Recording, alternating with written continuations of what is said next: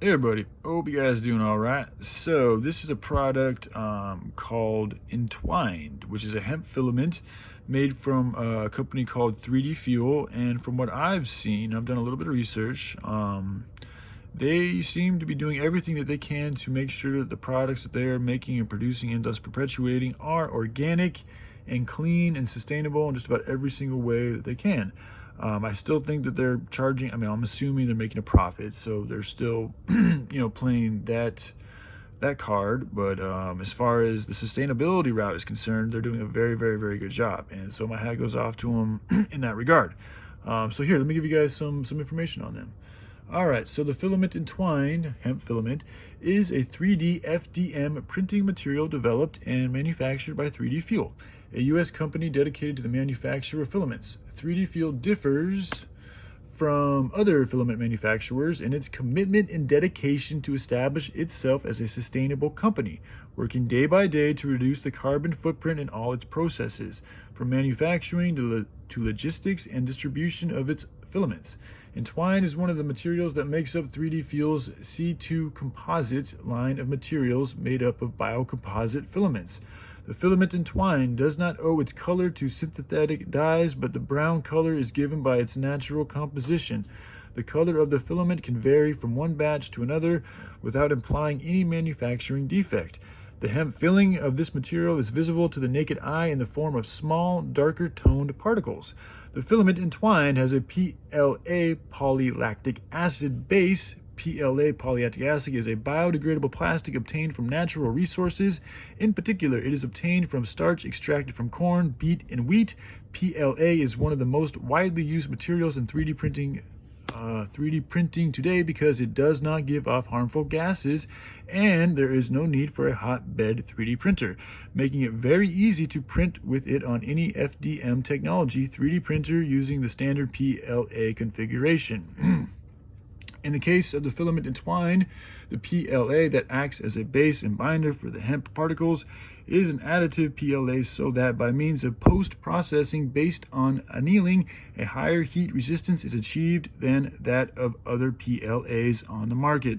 In addition to PLA, following the philosophy of 3D Fuel, this filament is produced from sustainably grown hemp in controlled cultivated fields and without the application of herbicides or pesticides.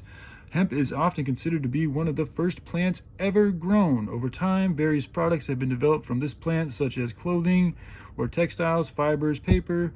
I'm trying to scroll down here. Here we go. Oh, wait, that's the hemp card. Hold on a second. Paper, fuel, beauty products, filters, insulation, or plastics. Again, I've said it has over 10,000 industrial uses. That's just industrial. Hemp can be used to make a wide variety of plastics. In fact, in the 1940s, Ford, I've talked about this, produced a prototype car made from hemp and soya plastics. I didn't know that. Unfortunately, this vehicle was never marketed. I wonder why. Could it have been a threat to all these other automobiles? I don't know, maybe. Not just automobiles, but pharmaceutical companies and everything. And then I hope you guys noticed the license plate that ended up being on this particular photo says Dearborn. And what are deers? Deers are very symbolic of something very near and dear to your heart. You call you dear Lord, dear wife, dear mother, dear brother. It's a very tender and caring, affectionate word. And Dearborn, it's an affectionate birth. This was the first hemp car ever built, so it's a very affectionate, innocent, pure born birth product right here. Hemp car, 1940s, almost 100 years ago. So the use of the hemp at an industrial level is very interesting from the point of sustainability. Since hemp crops grow more densely compared to corn and other plants, yeah, they grow just side by side. You can grow so many in one small space. It's ridiculous. Industrial use of crops do not require the application of herbicides or pesticides, which reduces pollution impact on the environment. The filaments in 3D Fuel's C2 Composites range of filaments are considered biocomposites. Biocomposite materials provide an alternative to petroleum products.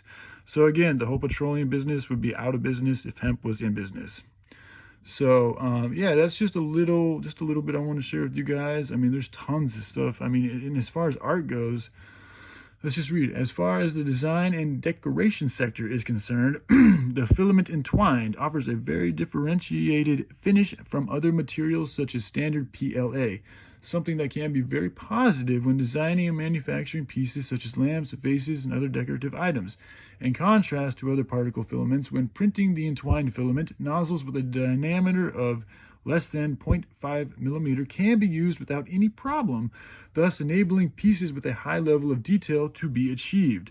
Now, when you get into the specifics of the printing and the different type of printers and all these stuff, there's a lot of stuff to take into factor, and I'm still learning a lot about this stuff, so I'm in no way any type of master, but I mean, it looks like from an artistic standpoint, 3D printing has a huge amount of potential and opportunity, because I mean, you can literally take something like this and create any type of a pattern. This is the filament, and you would thus use this to put into the printer, and then based on whatever type of pattern you designed, the printer will print that, and that will be the color you get. That's the natural hemp, the brownish hemp dark color that comes from hemp.